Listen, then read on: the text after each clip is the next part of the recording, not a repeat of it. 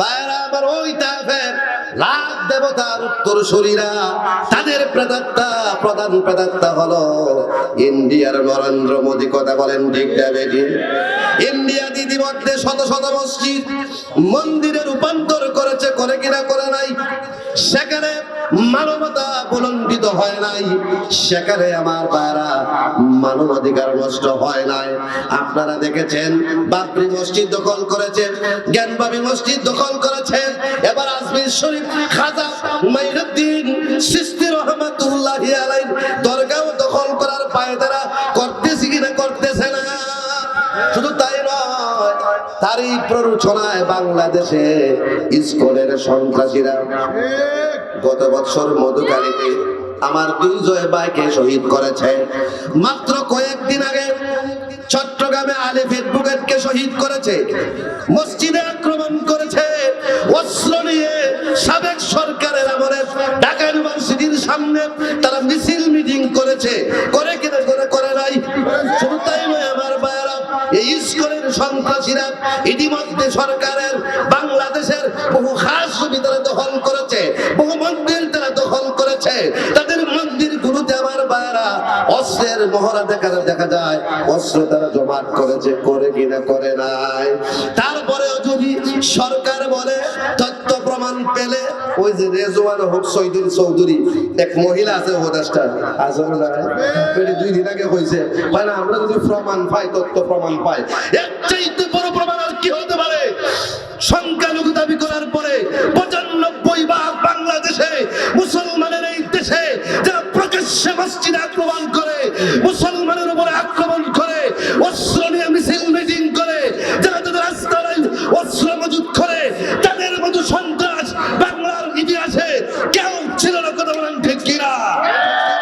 অতএব আমরা সরকারকে বলবো, অনতিবিলম্বে তাদেরকে বয়কট করতে হবে, নিষিদ্ধ করতে হবে। যেমনি ভাবে সাবেক সরকারের ছাত্রলীগকে আমরা নিষিদ্ধ করেছি, যদি তাদেরকে নিষিদ্ধ করে না হয়, ইউনুসকে বলে দিতে চাই আমরা আঙ্গুল চুষবো না।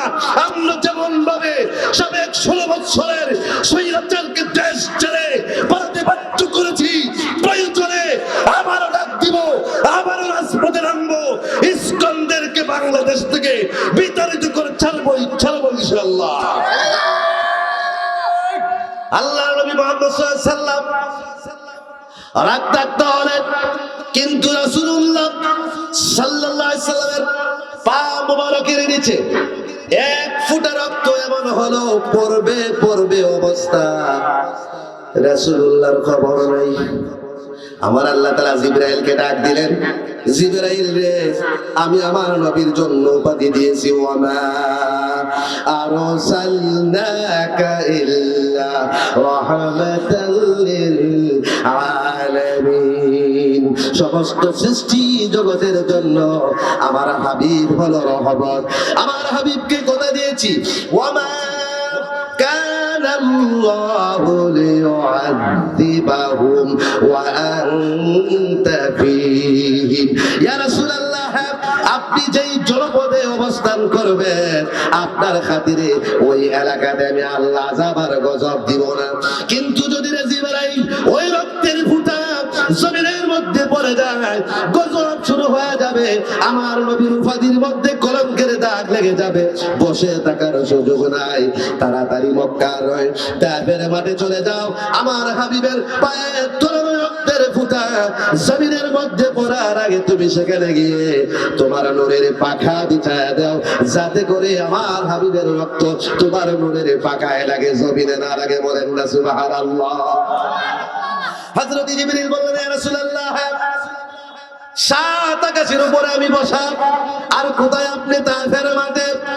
আমার শরীরের সমস্ত শক্তি প্রয়োগ করে 600 নূরের তেল ব্যবহার করে এমন জোরে আমি উড়াল দিলাম, আমি 7 আকাশের উপর থেকে তায়েফের মাঠে অবতরণ করে আপনার কদমের নিচে আমার নূরের পাকা বিছায়া লক্ষ্য করে দেখলাম আমি জিবরাইল 7 আকাশের উপর থেকে তায়েফের মাঠে এসে হাজির হয়ে গেছি, অথচ এখনো আপনার শরীরের রক্ত মাটির মধ্যে পড়ে নাই। বলেন না সুবহানাল্লাহ। তাহলে আমরা জিবরাইলের স্পিড বুঝতে পারলাম। ওয়াজ কিন্তু এখনো শুরু হইছে না। শুরু যখন হবে তখন আমি বলবো এখন স্টার্ট। ভাইরা আমার, এখন জিবরাইল আলাইহিস সালাতু ওয়াস সালাম বললেন, ইয়া রাসূলুল্লাহ, জান্নাতুল ফিরদাউস এটা তো আয়াতনে বড় কথা হলো, সম্মানে বড়, ওটার মধ্যে না আমি মাঝারি জান্নাত, জান্নাতে আদম দেখার জন্য গেলাম। প্রবেশ করার পরে আমার সামনে ক্রিকেট খেলার মাঠ পেয়ে গেলাম। সুবহানাল্লাহ। জান্নাতের ভিতরে ক্রিকেট খেলার মাঠ আছে। কে আমরা তো হুজুররা মনে করো কেস কইয়া চিল্লা দেই না, আসরের নামাজ ক্রিকেট খেলার মাঠে নষ্ট করি না, ইসলাম হাতে লই না, মসজিদের মধ্যে তাসবিহ লিয়া সুবহানাল্লাহ জবি আমরা আসরের মাঠ অতিক্রম করে জান্নাতে গিয়ে যদি কই আল্লাহ ক্রিকেট খেলমু, no boundary, no out, no four, শুধু ছক্কা। কথা বলেন আমার ভাইরা। হযরত জিবরিল বললেন, ইয়া রাসূলুল্লাহ, মাঠটা দেখার জন্য যে জিবরাইল 1 সেকেন্ডের কম সময়ে 7 আকাশ অতিক্রম করে পৃথিবীর জমিনে এসে হাজির হতে পারে, সে জিবরাইল 600 নূরের ডানা দিয়া একদিন না, 1 বছর না, 70 বছর একটানা আমি মাটির উপরে উড়লাম। 70 বছর উড়ার পরে আমি লক্ষ্য করে দেখি সামনেও সাদা, পিছনেও সাদা। সুবহানাল্লাহ বলতেল্লাহ। আমার ভিতরে ভয় ঢুকে গেল, কোথায় আসলাম? আর সামনে এগুলাম না। আরো 70 বছর উড়তে উড়তে যেখান দিয়ে আমি জান্নাতে আদমের ভিতরে প্রবেশ করেছিলাম, সেখান দিয়ে আবার আমি জান্নাত থেকে বের হয়ে গেলাম। ইয়া রাসূলুল্লাহ, 70 বছর ওড়ার পরেও একটা খেলার মাঠে আমি জিবরাইল দেখতে সক্ষম হলাম না। তাহলে জান্নাতুল ফিরদাউস কত বড়! ওই জান্নাতুল ফিরদাউস কারা কারা চান একটু হাতটা তুলে দেখান তো দেখি। মাশাআল্লাহ। তাহলে হাত লামান। 10টা গুণ অর্জন করতে হবে। এই ওয়াজ শুরু হয়ে গেল। 2টা গুণ আজকে আলোচনা করব। 1 নম্বর গুণ হলো আল্লাযীনা হুম ফি সালাতিহিম খাশিউন। হযরত আব্দুল্লাহ ইবনে আব্বাস বলেন, যারা ভীত সন্ত্রস্ত অবস্থায় নামাজ পড়ে, হযরত ইমাম রাজি বলেন খাশিউন আই সাকিরুন, যারা ধীরস্থির ভাবে নামাজ পড়ে, যারা ভীত সন্ত্রস্ত অবস্থায় নামাজ পড়ে আর যারা ধীরস্থির ভাবে নামাজ পড়ে, তাদের নামাজটাই মূলত আল্লাহর শরণার্থে নামাজ হয়। আবার আল্লাহ তাআলা 16 নম্বর পারা সূরা তাহা 14 নম্বর আয়াতের মধ্যে বলতেছেন, ইন্নানি আল্লাহু লা ইলাহা ইল্লা আনা ফা'বুদুনি। ও দুনিয়ার মানুষেরা, নিশ্চয় আমি আল্লাহ, there is no Lord without me, আমি হলাম একমাত্র মালিক, আমি ছাড়া কোনো মালিক নাই। ফা'বুদুনি, so worship me, আমার ইবাদত করো। ওয়াকিমিস সালাতা লিযিকরি, and to remember, for remembering to establish my prayer, আমার শরণার্থে তোমরা নামাজ পড়ো। বলেন না সুবহানাল্লাহ। বিশ্বনবী মুহাম্মদ সাল্লাল্লাহু আলাইহি ওয়াসাল্লাম বললেন, দুনিয়ার মানুষেরা, আল্লাহর অনেক বান্দা আছে নামাজও পড়ে সুদও খায়। নাই আছে? নামাজ পড়ে ঘুষ খায় আছে? আসরের নামাজটা পড়ে মুরব্বি শ্বাস চলে গিয়া 8টা যায় 5টা যায় গান শুনে আছে। আল্লাহ নবী বললেন, শুনো, যাদের নামাজ তাদেরকে গুনাহ থেকে বাঁচাতে পারে না, তাদের নামাজ বেয়ারাজ হয় না, জান্নাতের চাবি হয় না, আমার আল্লাহর রহমতে তারা ঢুকতে পারে না, বরং রহমত থেকে দূরে সরে যায়। সাহাবায়ে কেরাম প্রশ্ন করলেন, ইয়া রাসূলুল্লাহ, কারণ কি? আল্লাহর নবী 3 জায়গা থেকে 3টা আয়াত তেলাওয়াত করলেন। 1 নম্বর কারণ হলো ওয়ালা তাকুম মিনাল গাফিলিন। আমাদের অনেকে নামাজ পড়ে, ইমাম সাহেব কয় রাকাত পড়ছে মুসল্লি বলতে পারে না, এরকম নামাজি আছে না নাই? 2 নম্বর কারণ হলো ফাওয়াইলুল লিল মুসাল্লিন আল্লাযীনা হুম আন সালাতিহিম সাহুন। সারাদিন বালা মসজিদে ঢুকলে তার শরীরে তাড়া ভরে, সারাদিন দৌড়ায়, মসজিদে গেলে সেলফি বই রাখা, কথা হয় না রে। আল্লাযীনা হুম ইউরাউন। 3 নম্বর কারণ হলো ওরা মানুষকে দেখানোর জন্য নামাজ পড়ে, টুপি পরে, পাঞ্জাবি পরে। আল্লাহ নবীকে আবার সাহাবায়ে কেরাম প্রশ্ন করলেন, ইয়া রাসূলুল্লাহ, তাহলে কেমন ভাবে নামাজ পড়লে পরে আমার নামাজ আমাকে সুদ থেকে বাঁচাবে, আমাকে ঘুষ থেকে বাঁচাবে, নাটক থেকে বাঁচাবে, সিনেমা থেকে বাঁচাবে, মিথ্যা থেকে আমাকে বাঁচাবে, কেমন করে নামাজ পড়লে আমি আল্লাহ রহমতের কোলে উঠবো, কেমন করে নামাজ পড়লে পরে আমার নামাজটা মেরাজ হবে, আমার নামাজটা জান্নাতের চাবি হবে। আমার নবীজি আল্লাহর কোরআন থেকে জবাব দিতে গিয়ে বললেন, হাত্তা তা'লামু মা তাকুলুন, নামাজ হলো শ্রেষ্ঠ ইবাদত। তাকবীর দিয়া নামাজ শুরু করেছো, সালাম ফিরানোর আগ পর্যন্ত নামাজের ভিতরে দাঁড়ায়া তুমি আল্লাহকে কি বলছো, আল্লাহ তোমাকে কি বলছে সেটা তোমাকে বুঝতে হবে। আমাদের অবস্থা হলো ইক্তিদাই তো বেজারি কথা বলে, আর কিছু খবর থাকেনি। আপনি হাল চাষ করতে পারলেন, আইএফএস বিএফএস করতে পারলেন, সংসার করতে পারলেন, ব্যবসা বাণিজ্য করতে পারলেন, আল্লাহর কোরআনের 10টা সূরা অর্থ সহকারে যদি আপনি পড়তে না পারেন, কিয়ামতের দিন কি জবাব দিবেন? কথা বলেন ঠিক না বেটি? আল্লাহ নবী বলছেন, আমার আল্লাহ বলছেন, বান্দারে নামাজ শুরু করার পরে নামাজ শেষ করার আগ পর্যন্ত কি বলো সেটা তোমাকে বুঝতে হবে। এজন্য তোমাকে ধীরে ধীরে তেলাওয়াত করতে হবে। ওয়ারাতিলিল কুরআন তারতিলা, আর নামাজের মধ্যে দাঁড়ায় ধীরে ধীরে তেলাওয়াত করতে হবে। রমজান মাসে আমাদের তারাবি কে কার চাইতে দ্রুত শেষ করতে পারে? কথা হয় না, নামাজ হলো তামসা হলো। আমার ভাই আল্লাহ বলছেন ধীরে ধীরে পড়তে, আমরা 20 মিনিটে 30 টাকা শেষ। আল্লাহ তাআলা বললেন না ফালা ইয়াতাদাব্বারুনাল কুরআনা আম আলা কুলুবিন আকফালুহা, তারা কি নামাজের ভিতরে আমার কোরআন তেলাওয়াত করে এই কোরআন নিয়ে চিন্তা করে না, নাকি তাদের হৃদয়ের ভিতরে যেই ঘরটা আমি বানাইলাম হৃদয় নামক ওই ঘরের দরজা তালাবদ্ধ? আল্লাহ প্রশ্ন করেন। সুতরাং যারা নামাজের ভিতরে দাঁড়ায় আল্লাহর কোরআন নিয়ে চিন্তা করে, ধীরে ধীরে তেলাওয়াত করে, অর্থের প্রতি লক্ষ্য রাখে, তাদের নামাজটা হয় আমার আল্লাহর শরণার্থে নামাজ। আর যারা আল্লাহ শরণার্থে নামাজ পড়েন, আল্লাহু আকবার বলে নামাজ শুরু করার পরে দুনিয়ার কোনো খবর তাদের ভিতরে থাকে না। বলেন সুবহানাল্লাহ। ছোট্ট করে একটা ঘটনা বলি। হযরতে আলী রাদিয়াল্লাহু তাআলা আনহু জিহাদের ময়দানে শত্রুর বিরুদ্ধে জিহাদ করতে গিয়ে, যুদ্ধ করতে গিয়ে উল্টো কাটা তীর ঢুকে গেছে হযরতে আলীর পায়ে। বিষাক্ত তীর, বিষের যন্ত্রণায় ছটফট করে, কাউকে তীরের মধ্যে হাত দিতে দেয় না। এই তীর যদি না খোলা হয় হযরতে আলী শহীদ হয়ে যাবেন, কিন্তু আলী তো কাউকে ধরতে দেয় না। কেমন করে তীর খোলা হবে? হযরতে আবু বকর বললেন, ও আমার প্রিয় সাহাবী ভাইরা, আমার বন্ধুরা, আলী যখন নামাজের মধ্যে দাঁড়ায় যাবে তোমরা তীরটা খুলে ফেলবে। সুবহানাল্লাহ বললেন না? সাহাবীরা বললেন, ওগো আমাদের মুরব্বী সাহাবী, যে আলী তীরের মধ্যে ধরতে দেয় না, নামাজের ভিতরে যদি তীরের মধ্যে ধরি তাহলে কি জানি তিনি রাগ করে আমাদের উপর আক্রমণ করে বসে। হযরত আবু বকর বললেন, আমি যা বলছি তা করো।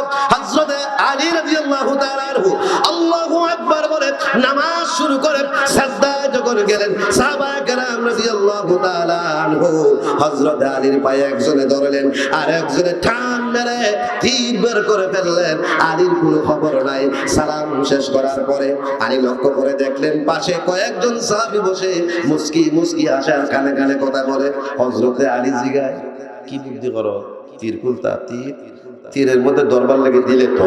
সুবহানাল্লাহ বলতেন না? সাহাবারা আবার বললেন, কি বলেন আপনি, আপনার তীর থাকলে তো খুলতাম। সুবহানাল্লাহ বলতেন না? হযরতে আলী লক্ষ্য করে দেখলেন পায়ের মধ্যে তীর নাই।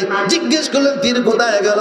সাহাবীরা বললেন, ওগো আল্লাহর নবীর প্রিয় সাহাবী, আপনি যখন সাজদায় গিয়েছেন আমরা তীরটা খুলে ফেলেছি। হযরতে আলী বলতে পারে নাই, এর নাম হলো আমার আল্লাহর শরণার্থে নামাজ। যারা নামাজের মধ্যে দাঁড়ালে দুনিয়ার কোনো খবর তাদের থাকে না। বলেন সুবহানাল্লাহ। আল্লাযীনা হুম ফি সালাতিহিম খাশিউন। এই আয়াতের 2 নম্বর অর্থ হলো নামাজ পড়তে হবে আল্লাহর ভয়ে। কার ভয়ে? আল্লাহর ভয়ে নামাজ পড়তে হবে। আমরা তো আল্লাহর ভয়ে নামাজ পড়ি না। মসজিদের ভিতরে ঢুকে ইমাম সাহেবের পিছনে দাঁড়ায় খালি ঘরের দিকে চায়, হুজুরের তো কোনো কাম নাই, তেলাওয়াত তো লম্বা করে কথা হয় না। এমনও মুসল্লি আছে মাঝে মধ্যে দেখে পিছনে কে আইছে শুক্র আলী দেখো তোমারই কথা কয় না। আমার ভাইরা, আল্লাহর প্রিয় বান্দা হযরত যায়নুল আবিদিন রাহমাতুল্লাহি আলাইহি নামাজের মধ্যে দাঁড়ায় গেছেন। খুব শর্টকাটে আমি বলতেছি আমার বারা, তিনি নামাজের মধ্যে দাঁড়ায় গেলেন, উনার ঘরের মধ্যে আগুন লেগে গেছে। আল্লাহু আকবার বলেন। মহল্লার মানুষেরা চিৎকার শুরু করে দিয়েছে, কে কোথায় আছো রে? পীর সাহেব হুজুরের বাড়িতে আগুন লেগে গেছে, বালতি আনো, পানি আনো। মানুষেরা আগুন নিভাইছেন, ওনার কিন্তু খবর নাই। নামাজ শেষ করার পরে হযরত যায়নুল আবিদিন জিজ্ঞেস করলেন, ও আমার মহল্লার মানুষেরা, আমার গ্রামের মানুষেরা, কে তোমাদেরকে দাওয়াত দিয়েছে? কেন এবার তোমরা সবাই আমার বাড়িতে হাজির? সুবহানাল্লাহ। হুজুর আমরা কেন আপনার বাড়িতে হাজির? আপনি কিছু জানেন না? বলে কি হইছে? আপনার ঘরে যে আগুন লাগছে আপনি বলতে পারেন না? না আমি তো বলতে পারি না। হুজুর আমরা তো চিল্লা দিলাম, পানি আনো রে, বালতি আনো রে, আগুন লাগছে রে। আপনি শুনেন নাই? কথা শুনছি না। আগুন যে লাগছে তাও বলতে পারেন না? আমি কই না। এবার মহল্লার মানুষেরা হযরতে যায়নুল আবিদিনকে প্রশ্ন করে, এটা কেমন করে সম্ভব? ইমাম যায়নুল আবিদিন মহল্লার মানুষদেরকে জবাব দেন, কাল্লা ইন্নাহা লাযা'আতান লিশ-শিরা তাদ'উ মান আদবারা ওয়া তাওয়াল্লা ওয়া জামা'a ফাআ'আ। আমার মহল্লার মুসলমান ভাইরা, আমার ঘরে যখন আগুন লেগেছে তোমরা সেই দুনিয়ার আগুন নিয়ে ব্যস্ত, আর আমি যখন নামাজের মধ্যে দাঁড়ালাম আমি সূরা মারিজের 15 থেকে 18 নম্বর আয়াত তেলাওয়াত করেছিলাম, আর তেলাওয়াত করার সাথে সাথে ওই আয়াতের অর্থের প্রতি লক্ষ্য করেছিলাম। আল্লাহ তাআলা বললেন no never, it is the flame of fire. আল্লাহ বললেন না না, এটা হলো জাহান্নামের লেলিহান অগ্নিশিখা, তাদ'উ মান আদবারা ওয়া তাওয়াল্লা, which will invite him or who turn his back and went away from the obedience and collected well and hoarded. আল্লাহর ওলি বললেন শোনো, আল্লাহ তাআলা বলছেন এই জাহান্নাম ওই সমস্ত মানুষকে আহ্বান করবে যারা বাড়ির পাশে ওয়াজ হওয়ার পরেও কয় না মাইকের আওয়াজ তো বাড়িতে আয়, কি হলো খেরের মধ্যে বই এখন ওয়াজ শুনতাম আছে না নাই? ওই ওয়াজ তো আমরা গরুর মাইকে অবস্থা আছে, এখানে যাওয়ার লাগতো না, এরকম মানুষ আছে না নাই? আল্লাহ তাআলা বললেন শোনো, যারা সত্য বিমুখ হয়েছে, কোরআনের মাহফিল থেকে তাফসীর থেকে পৃষ্ঠ প্রদর্শন করেছে, আর সম্পদ 1000 2000 করে পুঞ্জীভূত করে সঞ্চয় করেছে, আল্লাহর পথে দান করে নাই, এই মানুষগুলো ওই 4 নম্বর জাহান্নামে লাজারের মধ্যে প্রবেশ করবে। চিৎকার দিয়ে বলেন নাউযুবিল্লাহ।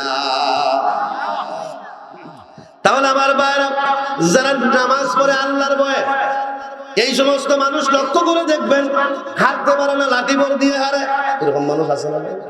কবরের মধ্যে ব্যথা, পিঠের মধ্যে ব্যথা, কিন্তু ওই মানুষগুলো আল্লাহর ঘরে মসজিদে ঢুকে গেলে এদের আর কোনো কষ্ট থাকে না।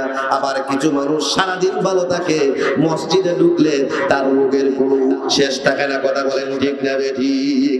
আল্লাহর এক ওলি দাঁড়াতে পারে না, হাঁটতে পারে না, খাবারও খেতে পারে না, এমন একটা অবস্থা, কিন্তু যখন নামাজের মধ্যে দাঁড়ায় যায়, সারা রাত্রি নামাজের মধ্যে দাঁড়ায় থাকে, অসুবিধা হয় না। তার খাদিম জিজ্ঞেস করে আল্লাহর ওলি ব্যাপারটা বুঝায়া বলেন। আল্লাহর ওলি বললেন শোনো, আমি যখন নামাজের মধ্যে দাঁড়ায় তেলাওয়াত করি আলহামদুলিল্লাহি রাব্বিল আলামিন, সমস্ত প্রশংসা কার? আসতে বল, সমস্ত প্রশংসা কার? আমার আল্লাহর প্রশংসা করতে দেরি হয়, আমি জমিন থেকে ক্ষুদ্র থেকে ক্ষুদ্র একজন মানুষ আল্লাহর প্রশংসা করি, আর সে মহল্লা থেকে আমার আল্লাহ তাআলা আমার জবাব দিতে দেরি করে না। আমার আল্লাহ বলেন হামিদানি আব্দি, আমার বান্দা আমার প্রশংসা করেছে। আর ওই কণ্ঠস্বর, আমার আল্লাহর কুদরতি কণ্ঠস্বর আমার কানে যখন শুনতে পারি, বিশ্বজাহানের মালিক আমার প্রশংসার জবাব দিতে শুরু করেছে, তখন আমি আল্লাহর ওলি দুনিয়ায় জীবিত নাকি মৃত, আকাশে নাকি জমিনে বসতে পারি না, সারা রাত্রি নামাজের মধ্যে দাঁড়ায় থাকি, আমার কোনো সমস্যা হয় না। বলেন সুবহানাল্লাহ। খুব সংক্ষেপে বলতেছে আমার ভাইরা, আমাদের অবস্থাটা হলো অসুখ হলে দৌড়ায় আগে ডাক্তারের কাছে যায়, আছে না নাই? বিপদে পড়লে চেয়ারম্যানটাকে ফোন দেয়, ও চেয়ারম্যান সাহেব বড় বিপদে পড়ছে, তাড়াতাড়ি আসেন, আছে না নাই? আমার আল্লাহ রাব্বুল আলামিন বললেন শুনো, যারা নামাজ পড়ে তাদের বিপদ থাকতে পারে না। পবিত্র কোরআনুল কারীম সূরা বাকারার verse number 45 he recited wasta'inu bis-sabri was-salati wa innaha lakabiratun illa 'alal khashi'in। ও দুনিয়ার মানুষেরা, বিপদে পড়ে মুসিবতে পড়ে হতাশ না হইয়া, মানুষের কাছে না দৌড়ায়া, ধৈর্যের সাথে নামাজ পড়ে আল্লাহর কাছে সাহায্য চাও।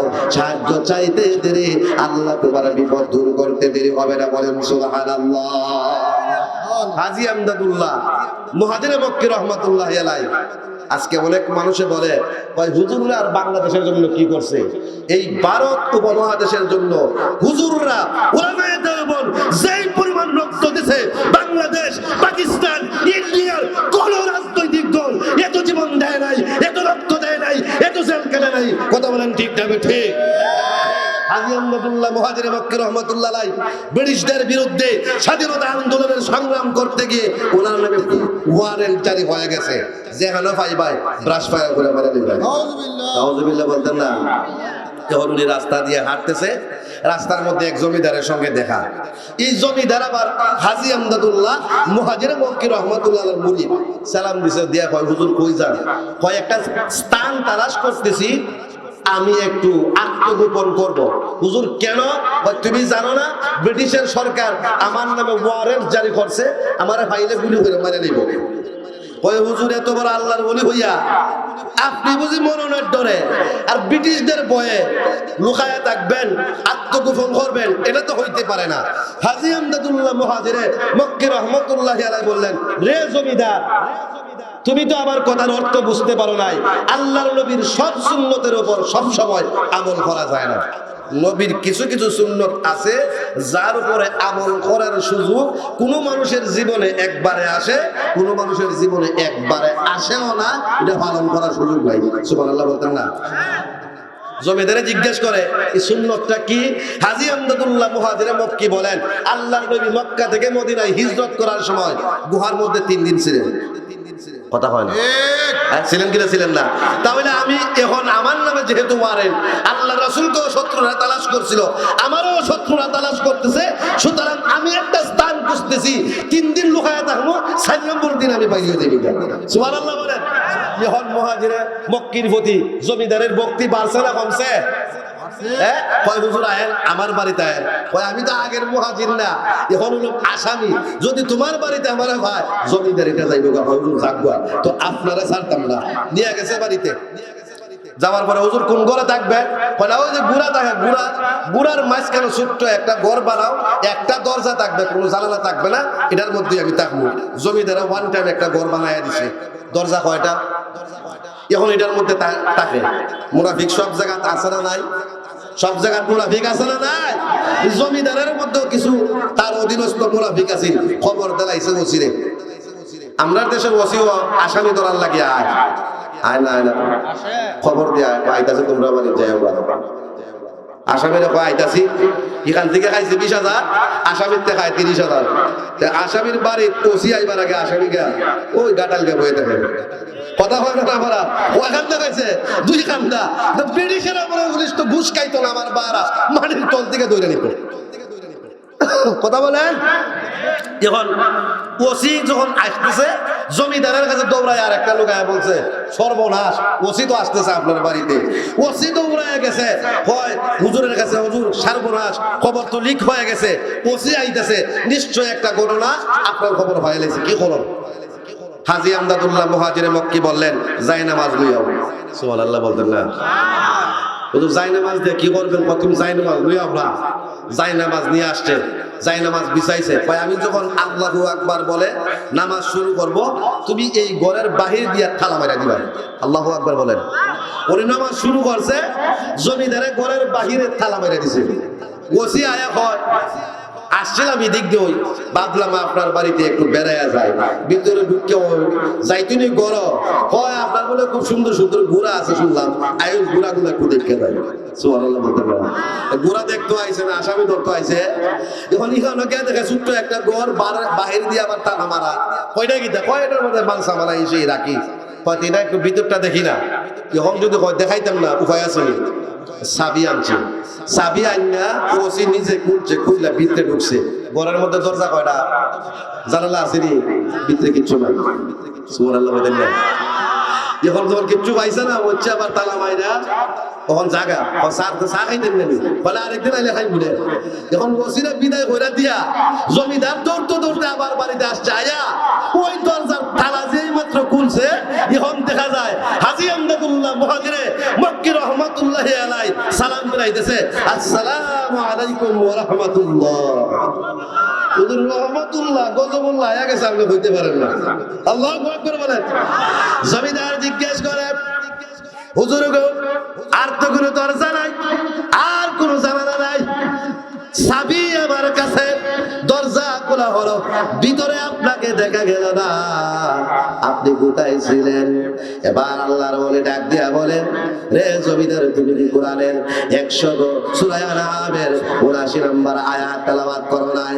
আমার আল্লাহ বলছেন, ইন্নী ওয়াজ্জাহতু ওয়াজহিয়া লিল্লাযী ফাতারাস সামাওয়াতি ওয়াল আরদা হানিফা ওয়া মা আনা মিনাল মুশরিকিন। নামাজ হলো এমন ইবাদত যার মাধ্যমে বান্দা প্রমাণ করে আমি তোমার বান্দা, আমি কোনো বৃক্ষের বান্দা নই, আমি কোনো মূর্তির বান্দা নই, সূর্যের বান্দা নই, চন্দ্রের বান্দা নই, আমি একমাত্র আল্লাহ তোমার বান্দা। আর যে ব্যক্তি আল্লাহর বান্দা পরিপূর্ণ হয়ে যায়, ওই বান্দার অভিভাবক আমার আল্লাহ হয়ে যায়, যার অভিভাবক আমার আল্লাহ হয়ে যায়, তামাম পৃথিবীর মানুষ তার কোনো ক্ষতি করতে পারে। এজন্য আমরা দেখেছি সাবেক সরকারের দেশ থেকে আলিম ওলামাকে উচ্ছেদ করতে চেয়েছে, ইসলামকে মিটিয়ে দিতে চেয়েছে, ওয়াজ মাহফিলকে বন্ধ করে দিতে চেয়েছে। ওয়াজ মাহফিল এখন আরো বেশি হয়, মাদ্রাসায় পড়া আরো বেশি হয়, হুজুরদের সুযোগ সুবিধা বেশি হয়, মাঝপথ থেকে ফেরার নাই। কথা বলেন ঠিক না বেঠিক? বন্ধুরা আমার, ভাইরা আমার, শুনে রাখুন, সবচাইতে বড় বিপদ হলো পরকালের বিপদ। দুনিয়াতে যারা নামাজ পড়বে তাদের দুনিয়াতে যেমন কোনো বিপদ থাকবে না, পরকালেও বিপদ থাকবে না। আন হানজালা তালুসাইদি রাদিয়াল্লাহু তাআলা আন্নাহু ক্বালা রাসূলুল্লাহ সাল্লাল্লাহু আলাইহি ওয়াসাল্লাম মান হাফাযা আলা 5 সালাওয়াতিন বিওযুহিহা ওয়া মাওয়াকিতিহা ওয়া রুকুইহা ওয়া সুজুদিহা ইয়ারাহা হাক্কান লিল্লাহি আলাইহি। যে ব্যক্তি 5 ওয়াক্তের নামাজ সঠিকভাবে ওযু করে, সঠিক সময়ে রুকু সাজদা করে আদায় করবে, আর বিশ্বাস করবে এই নামাজ পড়াটা আমার উপরে আল্লাহর অধিকার, আমার নবীজি বলেন হারামাল্লাহু আলান নার, তার উপরে আমার আল্লাহর জাহান্নাম হারাম, জান্নাত ওয়াজিব হয়ে যায়। আর অন্যদিকে আমার বাবা, এই দুনিয়াতে বহু মানুষ আছে, টুপি নাই, দাড়ি নাই, পাঞ্জাবি নাই, মসজিদের ধারেও আসে না, এরপরে হয় আমার ঈমান শক্ত। নাউযুবিল্লাহ। আসে না নাই? আসে না নাই? লম্বা আলোচনা করবো না আমার বাবা, তারা কিন্তু কিয়ামতের দিন ধরায় পড়ে যাবে। সূরা কালাম 42 নম্বর আয়াত আমার আল্লাহ তাআলা বলতেছেন, ইয়াউমা ইউকশাফু আন সাকিন ওয়া ইউদআউনা ইলাস সুজুদি ফালা ইয়াস্তাতিউন। কিয়ামতের ময়দানে আল্লাহর পায়ের নালা প্রকাশ পাবে, আর বলা হবে একটা সাজদা দিয়া নামাজি নাকি বেনামাজি প্রমাণ করো। তামাম পৃথিবীর নামাজিরা সাজদা দিবে, সাথে সাথে মুক্তির ঘোষণা হয়ে যাবে। আর দুনিয়াতে যারা নামাজ পড়তো না তারা সাজদা দিতে পারবে না। খাশিয়াতান আবসারুহুম তারহাকুহুম জিল্লাহ, তাদের চক্ষুগুলো ভয়ে বিদ্যুৎগ্রস্ত হয়ে নিচের দিকে চলে আসবে, অপমান তাদেরকে ঘিরে ধরবে। ওয়ামা খাশিয়াতান আবসারুহুম তারহাকুহুম জিল্লাহ ওয়া ক্বাদ কানু ইউদআউনা ইলাস সুজুদি ওয়া হুম সালিমুন। অথচ দুনিয়ার জমিনে প্রতিদিন তাদেরকে 5 বার আযান দিয়া নামাজের জন্য আহ্বান করত। তাদের কোনো দুঃখ ছিল না, তাদের কোনো অভাব ছিল না, তাদের কোনো সমস্যা ছিল না, তারপরেও তারা নামাজ পড়ে নাই। কথা বলেন ঠিক না বেঠিক? তাহলে জান্নাতুল ফিরদাউস পাইতে হলে 1 নম্বরে আমাকে ঈমানের পরে নামাজ পড়তে হবে আল্লাহর ভয় নিয়ে, নামাজ পড়তে হবে ধীরে স্থিরে। 4 রাকাত নামাজ লাগলে 10 মিনিট লাগুক, ঠিক আছে আমার ভাইরা? ধীরে ধীরে আমরা পড়বো। 2 নম্বর গুণ হলো ওয়াল্লাযীনা হুম আনিল লাগবি মুরিদুন। মুমিন কারা? যারা তাদের জিহ্বার হেফাজত করে ইয়াউমা তাশহাদু আলাইহিম আলসিনাতুহুম আল্লাহ তাআলা বললেন শোনো কিয়ামতের ময়দানে এই জিহ্বা তোমার পক্ষে অথবা বিপক্ষে সাক্ষ্য প্রদান করবে। আমাদের অবস্থা হলো প্রয়োজনীয় কথা বলি, অপ্রয়োজনীয় কথা বলি, বলে কিনা বলি না, কত গল্প গুজব করি, ঠাট্টা বিদ্রুপ করি। আমার বিশেষ করে আমার মায়েরা যারা আপনারা ওয়াজ শুনতেছেন, মহিলাদের মধ্যে এই স্বভাবটা বেশি। তিনজন আম্মা যদি একত্রিত হয়, আমার নানার বাড়ি, আমার দাদার বাড়ি, আমার খালার বাড়ির সব ইচ্ছা খতম হয়ে যায়। আমার ভাই, আমার বন্ধুরা, জমানের ইবাদত করতে হবে। যারা আল্লাহওয়ালা, যারা নবীওয়ালা, যারা কোরআনওয়ালা, যারা হাদিসওয়ালা, যারা ইসলামওয়ালা, তারা প্রয়োজন ছাড়া কথা বলে না। আল্লাহর ওলি হযরত আব্দুল্লাহ ইবনে মুবারক রাহমাতুল্লাহ আলাইহি একদিন লক্ষ্য করে দেখলেন পথের মধ্যে একজন মহিলা মাথার মধ্যে রেশে বড় ওড়না দিয়া পশমের কাপড় পরিহিত ঘুমটা দিয়ে রাস্তার কিনারে বসে আছে। আব্দুল্লাহ ইবনে মুবারক মহিলার কাছে গেলেন, গিয়া সালাম দিলেন, আসসালামু আলাইকুম ওয়া রাহমাতুল্লাহ। হযরত আল্লাহর ওলি আব্দুল্লাহ ইবনে মুবারক মহিলাকে সালাম দেওয়ার পরে মহিলা বলে না ওয়া আলাইকুমুস সালাম। সালাম দিলে এটাই বলতে হয়, কথা বলেন ঠিক না ঠিক? আল্লাহর ওলি ওই মহিলা আল্লাহর ওলি, আল্লাহু আকবার বলেন। ওই মহিলা এবার আল্লাহর কোরআন আমার বাইরে সূরা ইয়াসিন ভার্স নাম্বার 58 58 নম্বর আয়াত থেকে তেলাওয়াত করলেন, সালামুন কাওলাম মির রাব্বির রাহিম। দয়াময় প্রভুর পক্ষ থেকে তোমার উপরে সালাম, বলেন সুবহানাল্লাহ। উনি তো কোরআনওয়ালা, আল্লাহর বলে বুঝতে পারছেন, তিনি কোরআন দিয়া সালামের জবাব দিয়েছেন। এবার আব্দুল্লাহ ইবনে মুবারক ওই মহিলাকে প্রশ্ন করে, আপনি মহিলা মানুষ রাস্তার কিনারে একা একা বসে কি করেন? এবার ওই মহিলা 8 নম্বর পারা সূরা আরাফ 186 নম্বর আয়াত দিয়ে জবাব প্রদান করলেন, ওয়া মান ইউদ্লিলিল্লাহু ফালা হাদিয়া লা। আল্লাহ যাকে পথ হারা করেন, তামাম পৃথিবীর মানুষ কোটি কোটি লাইট দিয়ে তাকে পথের দিশা দিতে পারে না। কথা বলেন ঠিক কিনা? এজন্য আমরা দেখি বিশ্ব নবী মুহাম্মদ সাল্লাল্লাহু আলাইহি ওয়াসাল্লাম সকাল সন্ধ্যা আবু জাহিলকে দিনের দাওয়াত দেয়, ইসলাম কবুল করে না।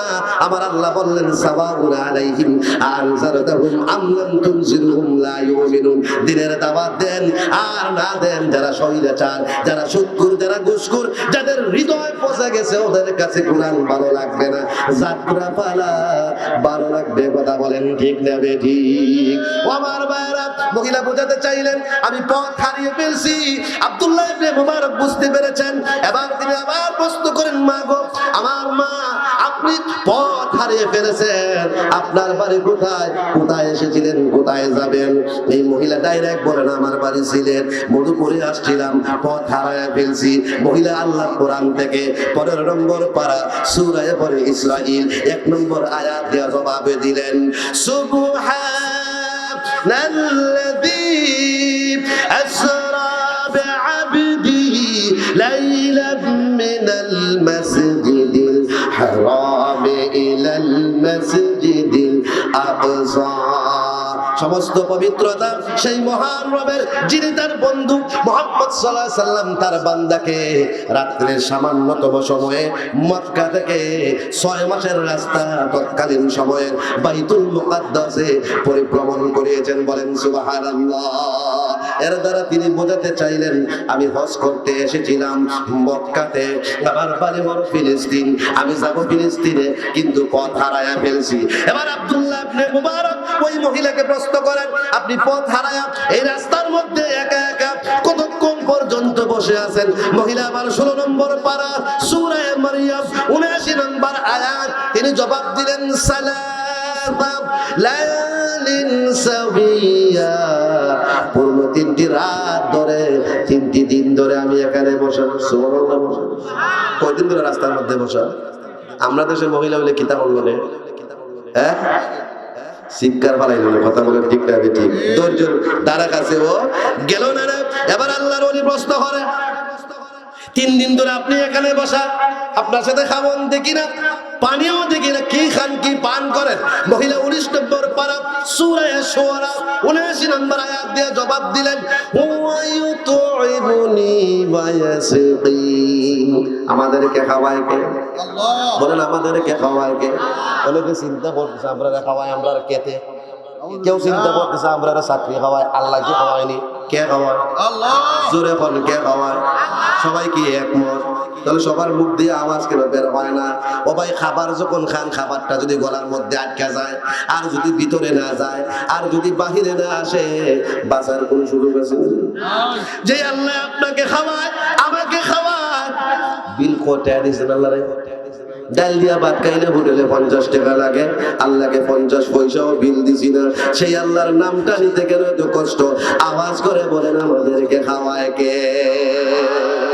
আল্লাহ তাআলা বললেন, হুয়া ইউতঈমুনি ওয়া ইয়াসকিন।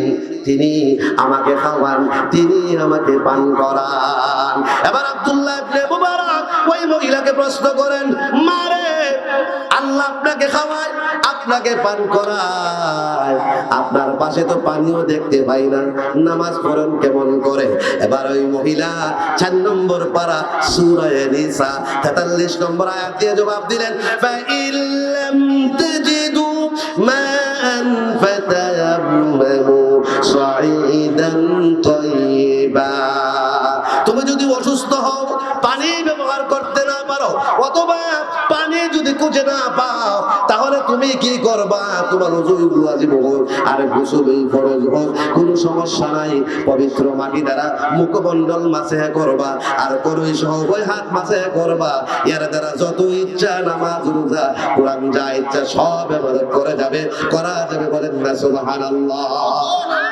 আব্দুল্লাহ ইবনে মুবারক ওই মহিলার এবার প্রশ্ন করে, মা, আমার কাছে কিছু খাবার আছে, আপনি খাইবানি? এমনি আবার বাইরা ওই মহিলা 1 নম্বর পারা সূরা বাকারা 5 নম্বর 87 তিনি বললেন, কি বললেন? সুম্মা আতিমুস সিয়ামা ইলাল লাইল। আল্লাহ তাআলা বলেছেন সূর্যাস্ত পর্যন্ত রোজাকে পূর্ণ করার জন্য। এই আয়াত দ্বারা ওই মহিলা বোঝাতে চাইলেন, আমি খেতে পারবো না, আমি রোজা রাখছি। সুবহানাল্লাহ। আব্দুল্লাহ ইবনে মুবারক বলেন, আপনি মুসাফির মানুষ, পথ হারায় ফেলছেন, খাওয়ার নাই, পানি নাই, ঠিক না বেটি? আপনি কেন রোজা রাখলেন? রোজা তো নাও রাখতে পারতেন। এমনি মহিলা সূরা বাকারার 58 নম্বর আয়াত দ্বারা 158 নম্বর আয়াত দ্বারা জবাব দিলেন। তিনি বললেন, ওয়ামান তাতাওয়া খায়রান ফাইন্নাল্লাহা শাকিরুন আলিম। যে ব্যক্তি সওয়াবের আশায় নফল ইবাদত করে, নফল আমল করে, আল্লাহ রাব্বুল আলামিন অবশ্যই তার মূল্যায়ন করবেন। আল্লাহ রাব্বুল আলামিন অবশ্যই সে সম্পর্কে অবগত হবেন। আব্দুল্লাহ ইবনে মুবারক প্রশ্ন করে, এখন তো রমজান মাস না, মুসাফির অবস্থায় রমজান মাসে রোজা ছেড়ে দেওয়া জায়েজ আছে, আপনি কেন রোজা রাখলেন? এমনি মহিলা সূরা বাকারার 187 নম্বর আয়াত দিয়া জবাব দিতে গিয়ে তেলাওয়াত করলেন, ওয়া আন তাসুবু খায়রুল লাকুম ইন কুনতুম তা'লামুন। রোজা রাখা ছেড়ে দেওয়াটা জায়েজ আছে, কিন্তু রাখাটা কত বিশাল সওয়াবের কাজ তোমরা যদি জানতে, তাহলে তোমরা রোজা রাখাটাকে উত্তম মনে করতে। বলেন না সুবহানাল্লাহ।